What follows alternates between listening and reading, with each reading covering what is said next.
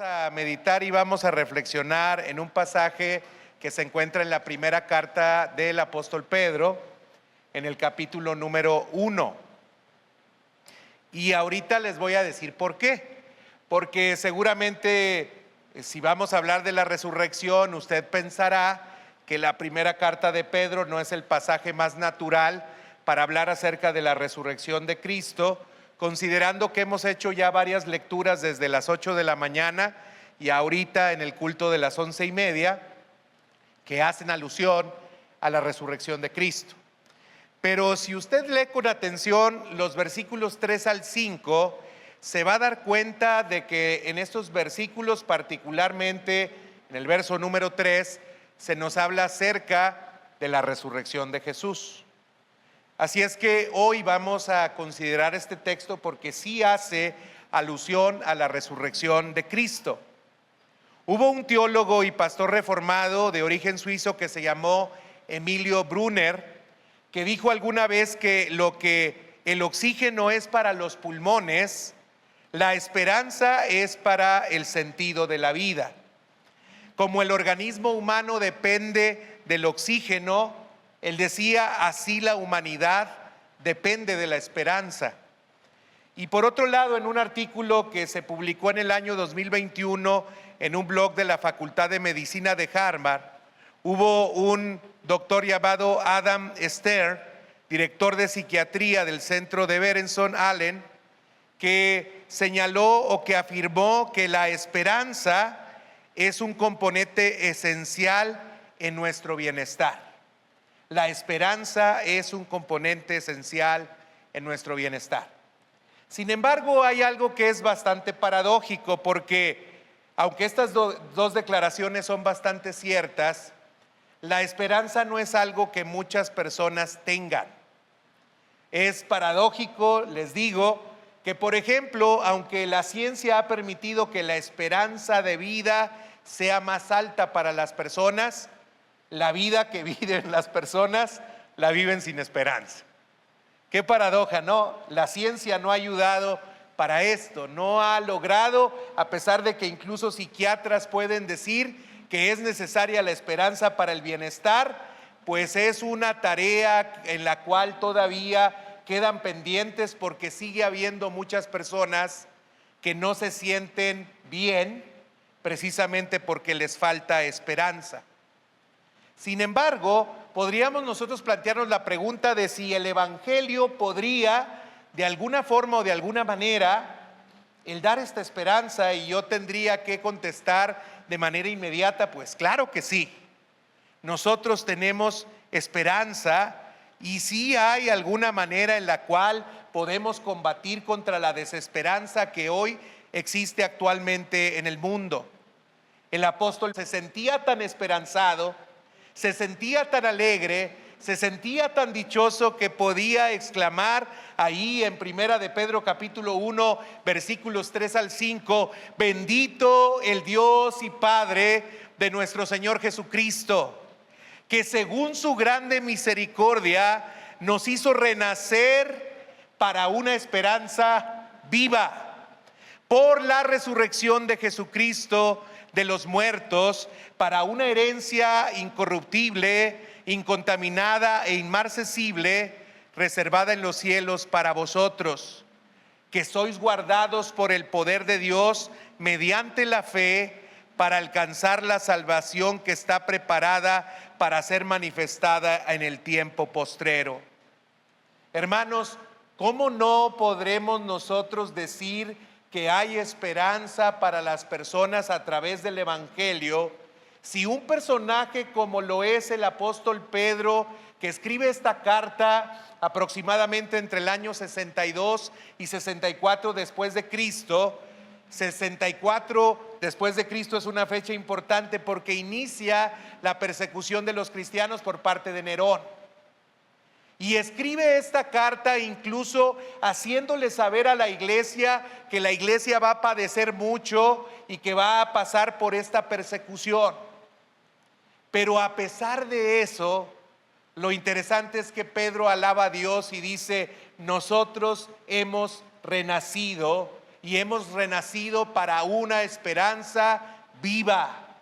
Nosotros tenemos una herencia y esta herencia tiene características muy particulares y muy importantes que tenemos que destacar y que tenemos que señalar. Quien ha conocido a Cristo y ha renacido o tiene nueva vida, hermanos, tiene esperanza. Aun cuando las situaciones y circunstancias que le toque enfrentar sean bastante difíciles y le sean bastante contrarias. Nosotros como cristianos podríamos ser el ejemplo vivo de la esperanza viva que podríamos también compartir y dar a los demás porque nosotros nos hemos encontrado con Cristo. Ahora bien, al considerar este texto yo quiero que pensemos en 4 cosas o que situemos nuestra atención en 4 cosas. Primeramente, en que pensemos en la necesidad de esperanza. Hay una necesidad muy grande de esperanza porque, como yo les digo, cuando el apóstol Pedro está escribiendo esta carta, pues los cristianos estaban todavía siendo tolerados de alguna manera por el Imperio Romano, pero se avecinaba dentro de muy poquito tiempo el que los cristianos iban a tener que sufrir una intensa persecución. El emperador Nerón los persigue porque lo que hace es culparlos de un incendio que se había dado en la ciudad de Roma. Lo que sucedió es que Nerón era una persona que quería pasar a la historia como un gran constructor, y como ya no había muchas obras que pudiera hacer, entonces se dispuso en destruir algunas obras que había para poder levantar algunas otras, y algunas de las maneras en las que trabajó fue precisamente incendiando algunos predios o algunos lugares o incluso algunos monumentos. Pero el problema fue que se le pasó la mano. Se descontroló el incendio y entonces generó un gran mal a toda la ciudad de Roma, y como obviamente él no quería ser señalado como el que había sido responsable de esto, entonces buscó a quien responsabilizar.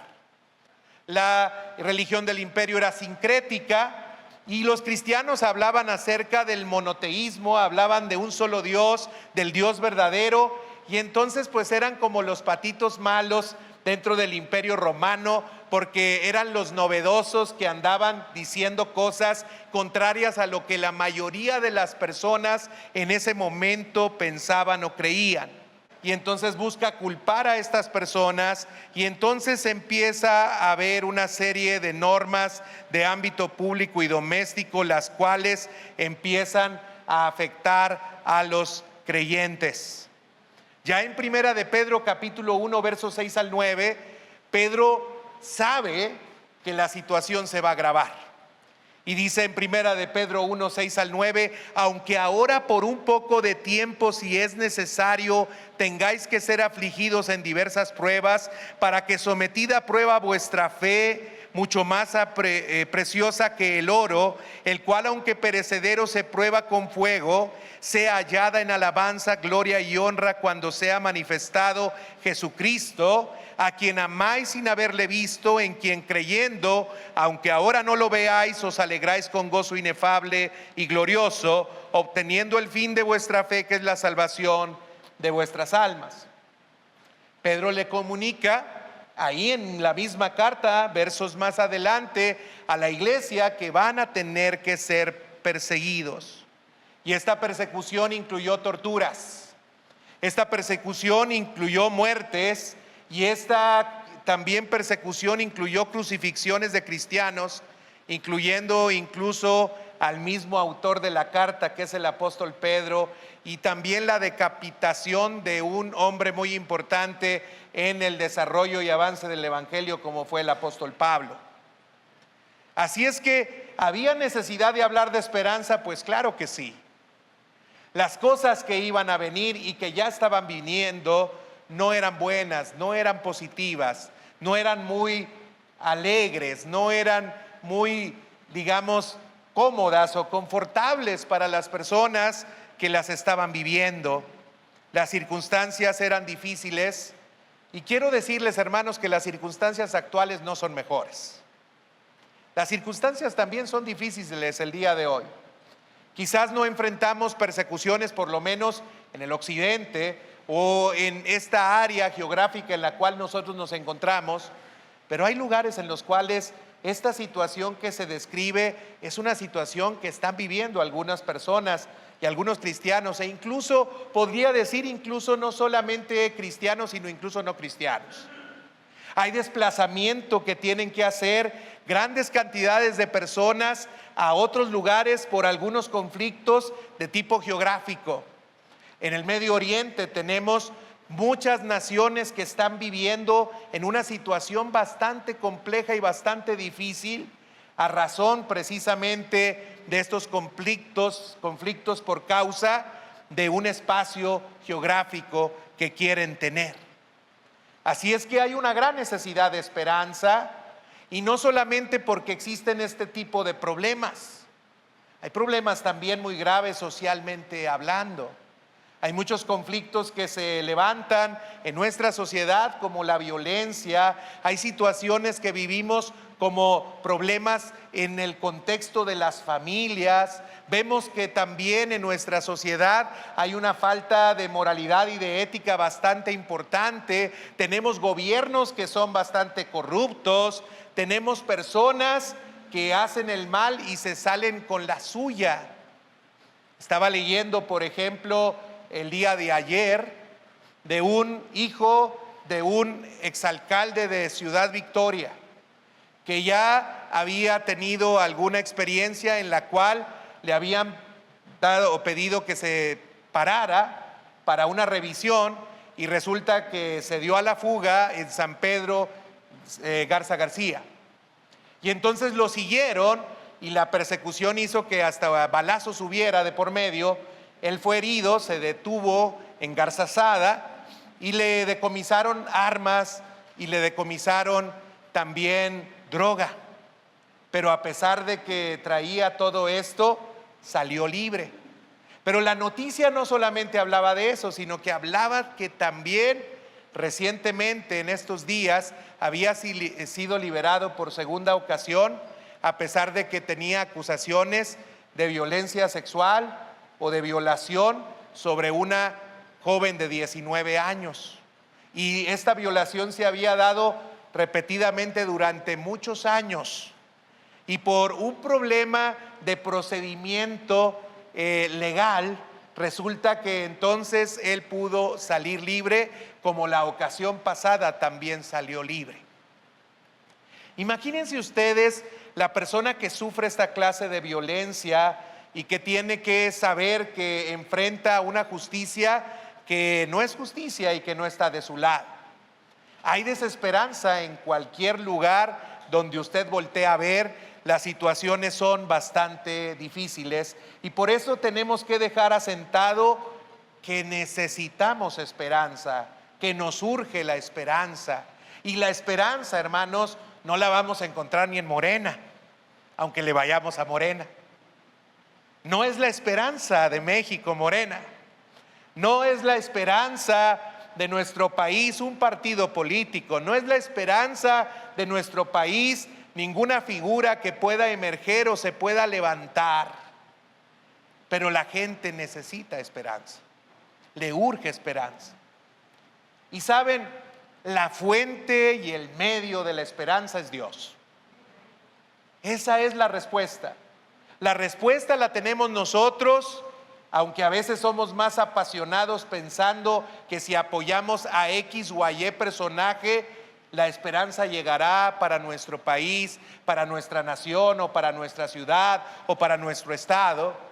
Pero la Biblia nos dice, y en este pasaje en particular, que la fuente y el medio de nuestra esperanza es Dios.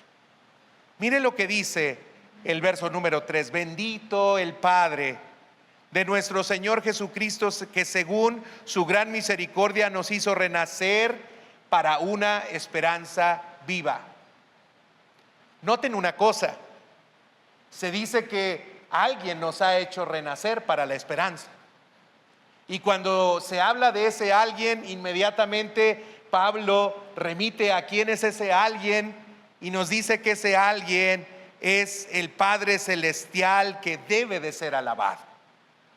Pedro comienza este versículo alabando a Dios. Él da por sentado que todo creyente debería de alabar a Dios.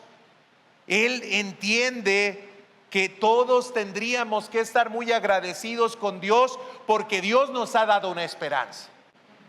Incluso dice que la esperanza es viva. Qué interesante que tenga que decir que la esperanza es viva, ¿no? Sería suficiente con que hubiera dicho esperanza. Pero le quiso agregar el adjetivo de que esta esperanza era una esperanza viva. Qué interesante es que es claro quién es la fuente de nuestra esperanza, y es el Padre que tuvo por nosotros una gran misericordia. Una gran misericordia tuvo Dios. Es el Padre que nos dio una gran esperanza y que tuvo misericordia con nosotros, porque saben, Él cambió y transformó algo que no podía ser transformado y no podía ser cambiado. Cuando hemos estudiado la carta a los Romanos, decíamos que la ruina del ser humano era terrible a causa del pecado. Cuando estudiamos la carta a los Romanos decíamos en el capítulo número 3, y se lo he repetido varias veces, que no hay justo ni aún uno, no hay quien haga lo bueno, no hay quien busque a Dios. Y cuando veíamos la descripción que el apóstol Pablo hacía en el primer capítulo, veíamos cómo el ser humano puede llegar a condiciones inmorales terribles, las mismas que hoy vemos en nuestra sociedad y que generan la desesperanza que hoy tenemos. Pues saben, esto que algunos piensan que se puede cambiar si se establece una nueva estrategia de seguridad para que ya no haya violencia y para que cesen los asesinatos, pues saben, esto no puede ser cambiado sino solamente a través de la transformación del corazón del hombre. Y esto, hermanos, lo hizo posible nuestro Dios, al cual el apóstol Pedro está diciendo es bendito, porque ha mostrado su gran misericordia y porque nos hizo renacer, nos hizo de nuevo.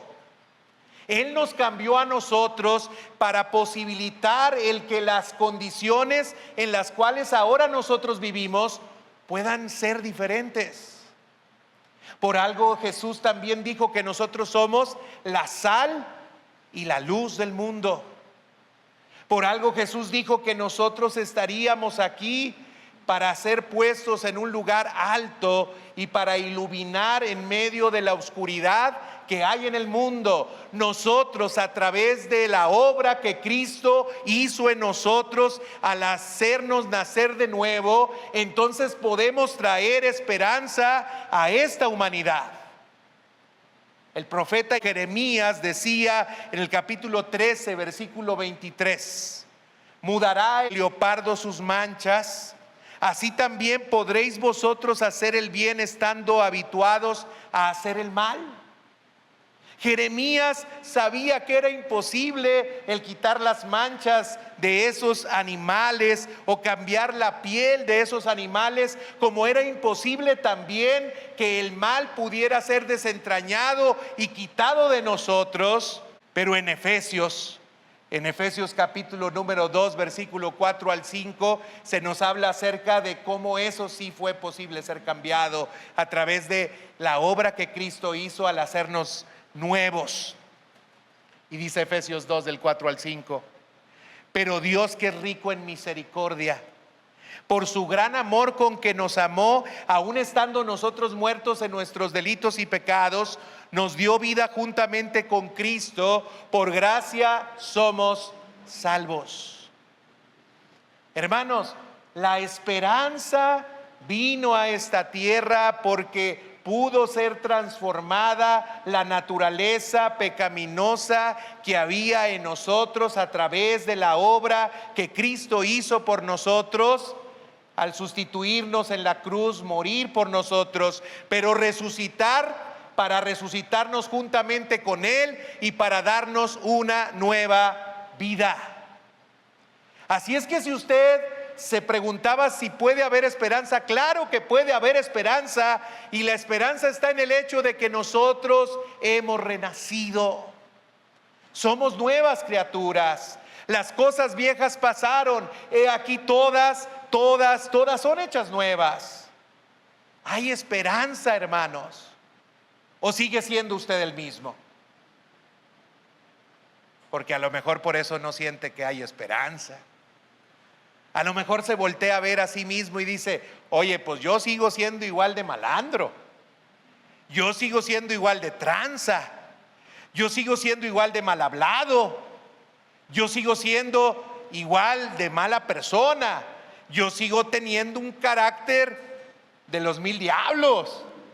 Yo me sigo portando, pero muy, muy mal. Y a lo mejor por esas razones que usted dice: no, pues así como que esperanza, pues no veo que la haya.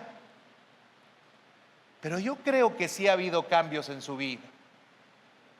Y si no ha habido cambios en ella, yo quiero decirle que es posible que haya esos cambios, y por eso hemos dicho que nosotros tenemos esperanza.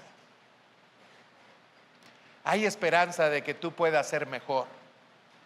Hay esperanza de que los vicios que tenías los puedas dejar. Hay esperanza de que esas conductas que tú hacías y que dañaban y lastimaban a los que estaban a tu alrededor puedan ser cambiadas. Sí, hay esperanza.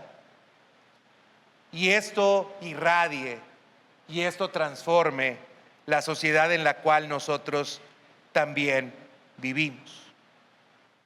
La fuente de la esperanza es nuestro bendito Dios y Padre de nuestro Señor Jesucristo, que nos dio nueva vida y que utilizó el medio precisamente de la resurrección para que la esperanza viniera a nosotros y viniera a este mundo. Pero no solamente nuestra resurrección, sino la resurrección sobre todo de Cristo. Esta resurrección de Cristo es lo que en realidad trae verdadera esperanza. No sé si usted se acuerda, hace algunos ya años hubo una situación que se presentó en Chile, en una mina, en el año de 2010. No sé si algunos tengan buena memoria y recuerden esto, pero fue muy sonado mundialmente, porque hubieron 33 mineros que quedaron debajo de tierra casi 700 metros. Y tuvieron que ir incluso equipos de diferentes naciones para tratar de sacar a las personas que se encontraban ahí en la mina.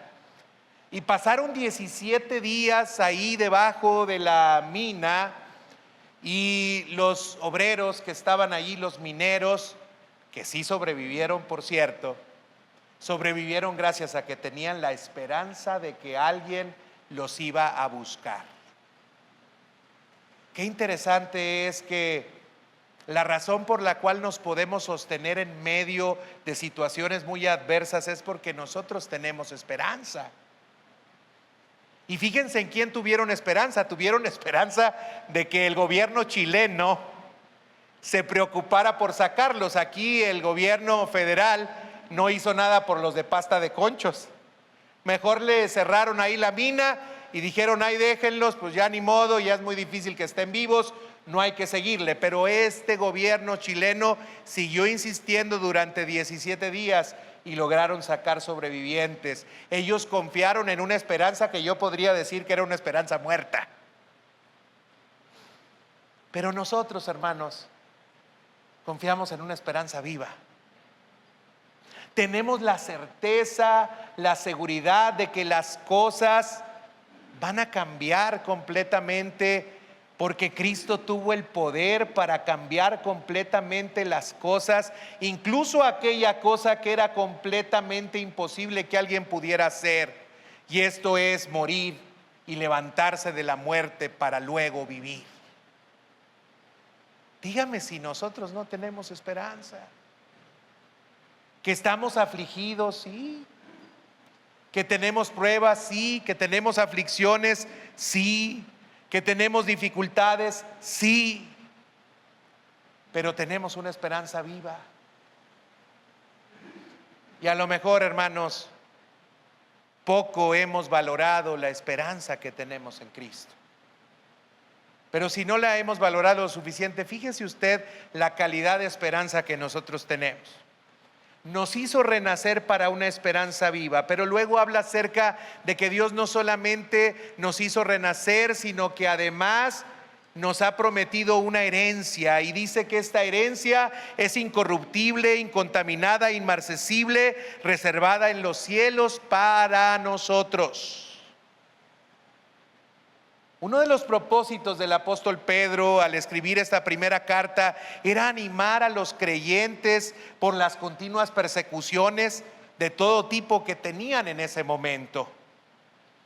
Y él les hizo ver que no solamente tenían la esperanza de que Cristo había resucitado, sino que tenían también una esperanza venidera. Hay cosas que aquí nos afligen y que nos duele. Había un himno que yo escuchaba en el coro de la iglesia, dice: pronto acabarán las penas de mi ser, las penas de mi ser, las penas de mi ser. Pronto acabarán las penas de mi ser, iré con mi Señor. Y esta expresión del canto quizás comunica en parte lo que Pedro estaba tratando de decirles a ellos. No les estaba dando falsas esperanzas ni ilusiones. No les estaba diciendo, porque ya leímos en el versículo 6 y 7, que no iban a tener que pasar por ninguna prueba. No les estaba diciendo que las aflicciones no iban a ser difíciles. Incluso cuando usted analiza el texto y ve la palabra aflicción, la idea de la palabra aflicción significa todo tipo de dificultad o adversidad que podemos tener, y no solamente por la naturaleza de la dificultad, sino por el grado de dificultad que representará esa situación que nosotros vamos a enfrentar. Es decir, Pedro les está diciendo: van a vivir cosas que pueden ser pequeñas o grandes. Van a vivir cosas que pueden durar poco o a lo mejor pueden durar mucho. Van a venir cosas a ustedes que son muy diversas. Son diversas las pruebas que nosotros tenemos que enfrentar, pero hay una herencia que nosotros tenemos. Y esto es como el ejemplo que les ponía de los mineros.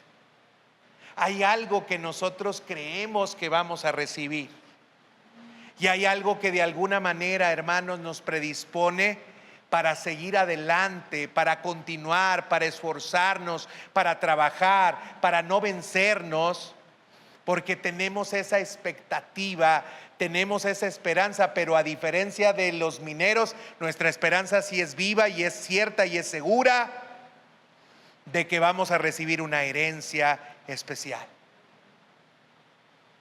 Para que quede más claro, es como si yo les dijera ahorita: Yara, si dejas de tomar coca 2 años, te doy 200,000 pesos. Bueno, eso da esperanza, sobre todo al que le gusta la coca, porque todos sabemos que a Yarita le gusta la coca. Eso da esperanza. A lo mejor dices: oye, ¿vale la pena el sacrificio? Y a lo mejor está en el tercer o en el cuarto día y dice: ay, ¿cómo se me antoja la coquita? Pero son 200,000. No, le voy a echar ganitas porque son 200,000, no son cualquier cosa. Y entra la tercera semana y dice: híjole, aunque sea una chiquita de esas, de las coquitas chiquitas, de las que le gustan a Samantha, porque a ella le gustan las de chiquita, las de, por si alguien quiere regalarle algo, una coquita chiquita, de vidrio, tiene que ser. Si no, no funciona la coquita. Entonces imagínense ustedes que somos estimulados de esa manera. Bueno, Dios es lo que está haciendo, y Pedro a través de estas palabras es lo que está haciendo. Dice: ustedes van a recibir una herencia incorruptible, incontaminada, inmarcesible, reservada en los cielos para vosotros. Y aquí se nos habla de la descripción de la esperanza, hermanos. Una herencia incorruptible. La palabra para incorruptible es la palabra aptartón, que se refiere a lo que no se degenera, a lo que no muere ni está sujeto a destrucción. Qué padre es cuando recibimos herencias, ¿verdad? Pero hay herencias que luego se acaban y se destruyen. Por ejemplo, no sé, a lo mejor podemos recibir un auto, pero préstele a Juan Carlos el auto un ratito y se lo echa bien rápido. Se la pasa yendo a Monclova, Piedras Negras, Ciudad Acuña, Monterrey y ciudades circunvecinas y donde se ofrezca. Y quizás el bien que pues era bonito y que era agradable y que estaba en muy buenas condiciones, en muy poquito tiempo se va a deteriorar y se va a acabar. Porque las herencias que nosotros recibimos aquí son herencias que sí mueren, son herencias que sí se degeneran, son herencias que sí están sujetas a la destrucción. Qué padre es que tenemos la garantía y la esperanza de que lo que nosotros habremos de recibir es algo que no se va a destruir, ni es algo que no se va a morir. Perdón por las alusiones personales, hoy he tomado como referencia didáctica, referencia solo didáctica a mis hermanos queridos, que bien los conozco. Bastante bien los tengo conocidos. Y ellos a mí, lo bueno es que a ellos no les presté el micrófono. También la herencia que nosotros habremos de recibir es una herencia incontaminada. La palabra aquí que se utiliza es la palabra miantón, que describe cosas que permanecen puras. Las cosas se afectan, las cosas se deterioran, pero las cosas también se contaminan. Incluso la riqueza también se puede contaminar. Se puede, entonces una vez que se contamina, se puede también acabar o deteriorar. Cuando Santiago, por ejemplo, en su carta habla acerca de los ricos y los condena, les dice: ricos, aullad y llorad, porque vuestras riquezas están enmohecidas. Ustedes han afrentado al pobre, les han negado su salario, pero se les está echando a perder el dinero y se les está deteriorando el dinero ahí donde lo tienen acumulado y donde lo tienen ustedes guardado. La esperanza que nosotros tenemos es mejor que la riqueza que podemos tener aquí. Si a usted le dan un vaso con leche y le cae una mosquita, ¿se lo tomaría? No, ¿verdad? Porque la leche se contaminó. Pero la herencia que nosotros vamos a recibir no se contamina, e incluso dice es inmarcesible o inmarchitable, que tiene precisamente esta idea o esta expresión de aquella flor que en la mañana florece y en la tarde se seca y muere. Las herencias son así, hermanos. Pueden acabarse en un instante. Hablan de un personaje en Estados Unidos que recibió la lotería y ganó 319 millones de dólares. Tenía 319 millones y él ya tenía incluso un negocio de 17 millones de dólares. Pero como sintió que le llegó mucho dinero, entonces él empezó pues a soltar el dinero. Y empezó a dar dinero y empezó a gastar dinero. Pero también, como la gente se dio cuenta de que tenía dinero, entonces la gente empezó a robarle dinero. Y al fin de cuentas, este hombre que tenía 319 más 17 millones de dólares más, terminó perdiendo o marchitando todo el patrimonio o todo el dinero que tenía, no dejándole a la siguiente generación absolutamente nada. Bueno, nuestra herencia es diferente, hermanos. Así como dicen, no te la vas a acabar. Con Dios no te la puedes acabar. Por eso es que nosotros decimos que tenemos una esperanza, y la esperanza es viva, hermanos.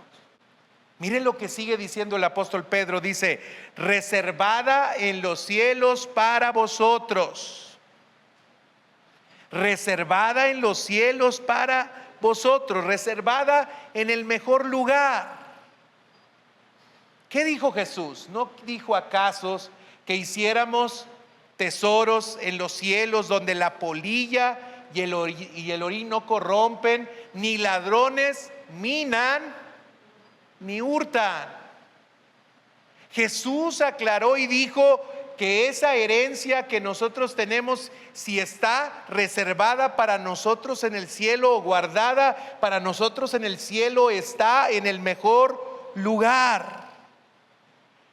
Y cuando se utiliza aquí la palabra reservada, significa vigilada, resguardada para nosotros.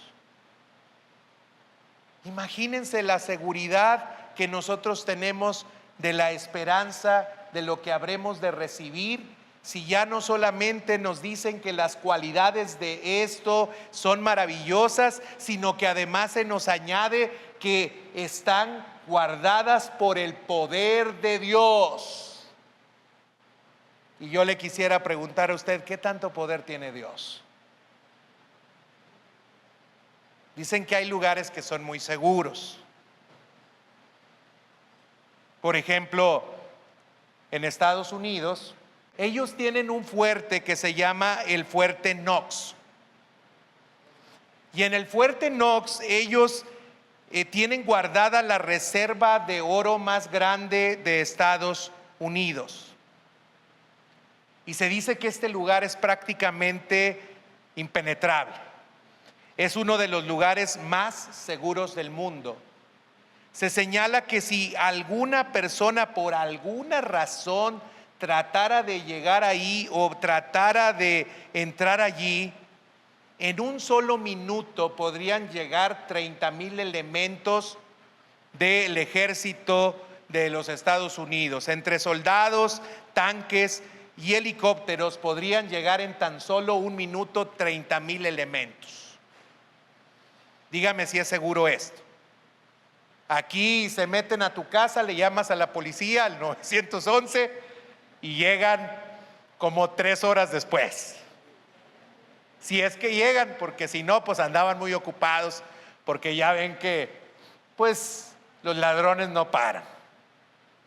Pero en Estados Unidos, 30,000 hombres en un minuto.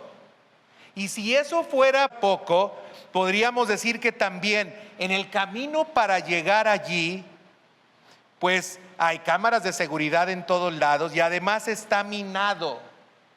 Si alguien lograra atravesar ese lugar, además hay una cerca electrificada de 6 metros.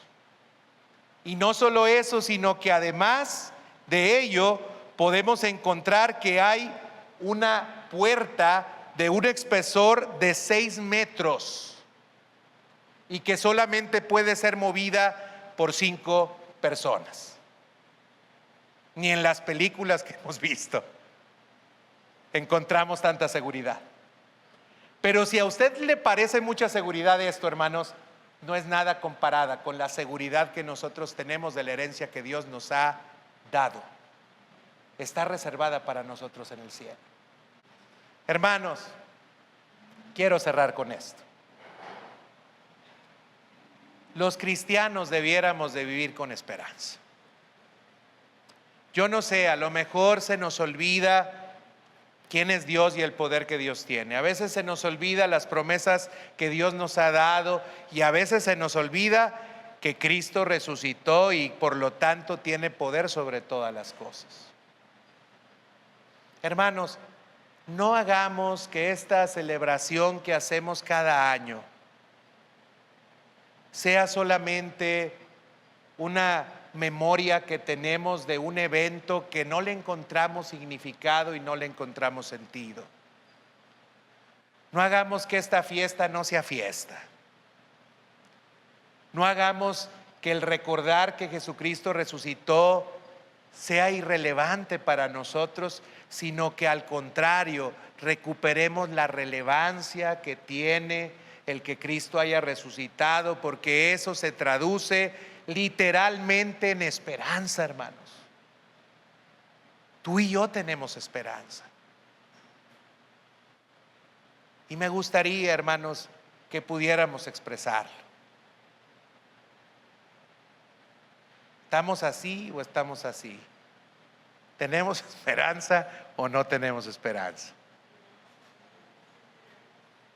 Tenemos esperanza. Yo le expliqué en la primera carta de Pedro que tenemos esperanza. Y aunque es cierto que por algún momento tendremos que ser afligidos y pasar por diversas pruebas, tenemos esperanza. Usted no tiene por qué desmayar. Usted no tiene por qué estar ahí tirado, porque si 7 veces cae el justo, Jehová lo levanta 7 veces.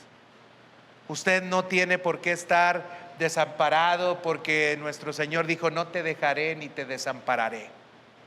Usted no tiene por qué estar afligido todo el tiempo, porque Él es el Dios de nuestra alegría y de nuestro gozo. Usted no tiene por qué estar preocupado por la provisión, porque el Señor dice que Él es nuestro pastor y que nada nos faltará.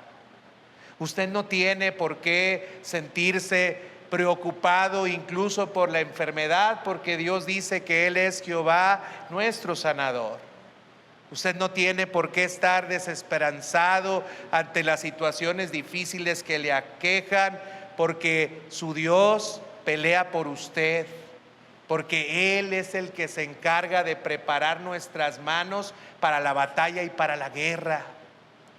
Hermano, usted debe de saber que en Cristo tiene victoria sobre cualquier circunstancia o situación que venga a su vida, y que no tiene por qué estar desalentado, desanimado, triste, acongojado y sin deseos de seguir adelante, porque su Dios está con usted. Esfuércese y sea valiente, no tema ni desmaye, porque Jehová su Dios estará con usted a donde quiera que vaya, porque el Dios en el cual nosotros confiamos es el Dios todopoderoso que vive, que reina y que tiene dominio absoluto sobre todas las cosas. Así es que, hermanos, con esta esperanza salgamos a vivir. Con esta esperanza salgamos a nuestros trabajos, con esta esperanza salgamos a nuestros negocios, con esta esperanza salgamos a nuestras familias, con esta esperanza salgamos a donde tengamos que ir, sabiendo que Dios tiene poder sobre todas las cosas.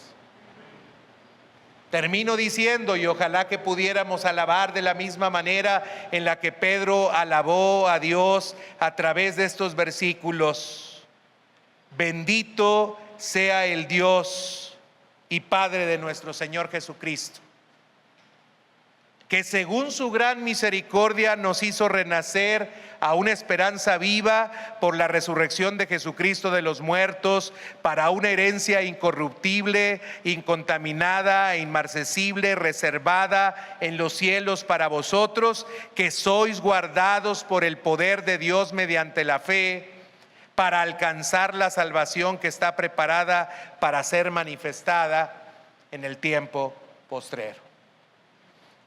Que Dios sea bendecido a través de nuestros labios también. Vamos a ponernos de pie y vamos a orar.